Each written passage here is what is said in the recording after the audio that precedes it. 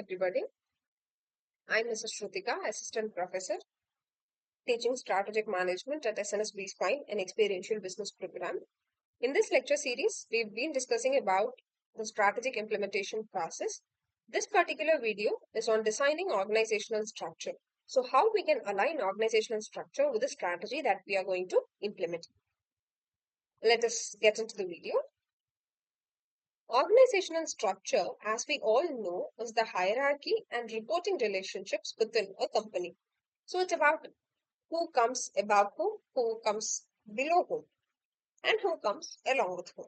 So this relationship will have to be made clear. So organizational structure is nothing but defining these hierarchy and reporting relationships. So how does organizational structure support strategy execution? So it is through organizational structure that we get a clarity on roles and responsibilities. It is the organizational structure that decides how communication will flow inside the organization. So only when roles and responsibilities are clear and there is effective communication, there will be process efficiency inside organizations. So ultimately, only when organizational structure is in place, we would be able to efficiently execute the strategy. So there are different types of organizational structure. We will discuss four major structures: functional structure, divisional structure, matrix structure, and flat structure.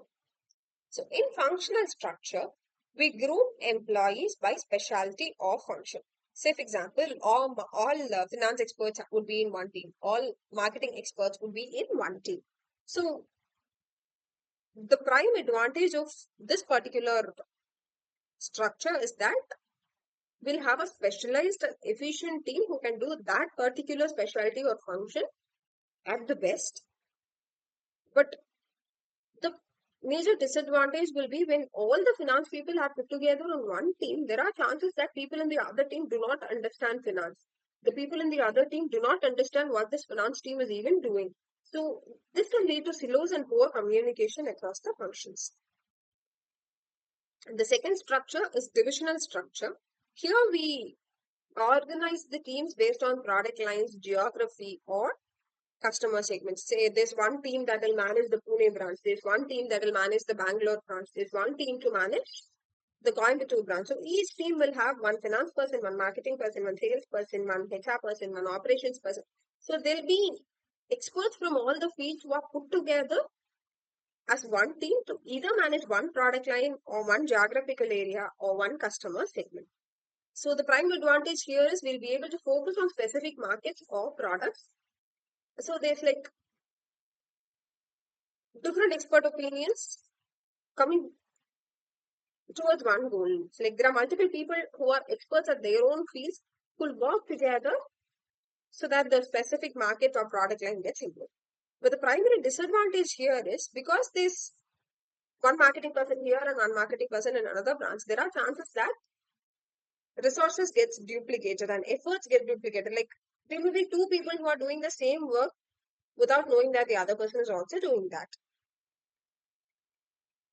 So divisional structure comes with its own advantages and disadvantages. The third structure is matrix structure, where we combine functional and divisional structures. So employees here report to two managers. One will be their functional manager and the other would be their product manager. So all finance people would be under one finance head. But also each finance person would also work under a different project where they'll have one project lead also. So anything they do, they have to report to two managers. So here there is greater flexibility and this collaborative working environment. The primary disadvantage being a lot of confusion and conflict arises because there are two people to whom I'll have to report. So the employees might not be very clear of what they're doing and to whom they are reporting. Flat structure, on the other hand, has fewer hierarchical levels. So it's not a vertical chain, but a horizontal chain.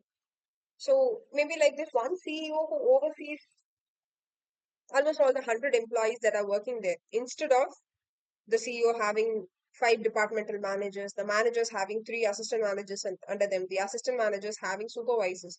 Instead of following this vertical hierarchy in flat structure, the one or two or three people who are at the top, they exert a broader span of control. So there's no multiple people that fall under the reporting chain.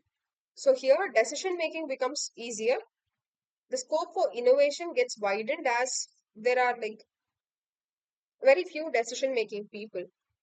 But on the other hand, when too many people report to one person, there can be a chaos also. Like the relationship may get chaotic. The leader might not be able to exert control, and the leader might not be able to guide everybody under him because it's too much to do at one time. So startups are good examples of flat structure. Startups generally do not follow vertical hierarchy. Instead, the founder or CEO takes control over all the employees that are there. So startups are one good example of flat structure. How do we choose which organizational structure is the right for us? So it is based on the size of the organization, the strategy that we are planning to implement, the environment that we are thriving in, and the culture that we are adhering to. So any structure that we are choosing should support the strategic objectives of the organization, and it should definitely facilitate communication and decision making. So if it's a larger corporation, if it's a multinational company that is operating with offices at 100 different locations, it will definitely have to go with divisional structure. On the other hand, if it's a new startup, they will definitely have to go with flat structure. If it's an established company, if it's a company that has been there for quite a good number of time, they may go with a matrix structure where there's both functional and divisional hierarchies that is being followed. So it's purely based on what type of organization it is, what size is the organization, of how many people are working, what strategy the organization is using, that we'll be able to decide on which organizational structure has to be followed. So one good example is when Google shifted to Apple Incorporation. They streamlined all their operations and they created a culture of innovation because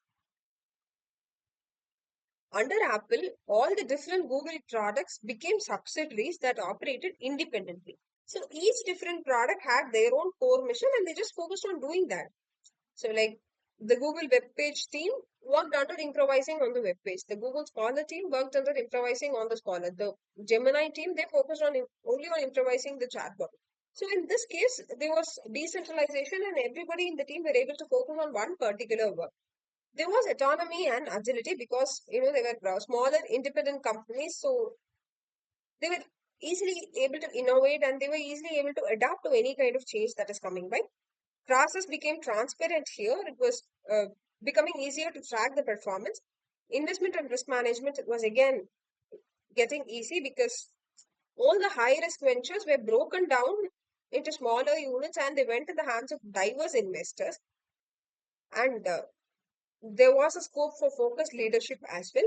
Plus, they were able to break through across sectors because they operated in small teams and there was a larger scope of innovation. So, I hope this video was helpful to you in understanding why organizational structure is important and why choosing the right structure is important for organizations to thrive and grow. I'll catch you soon with another interesting content. Thank you.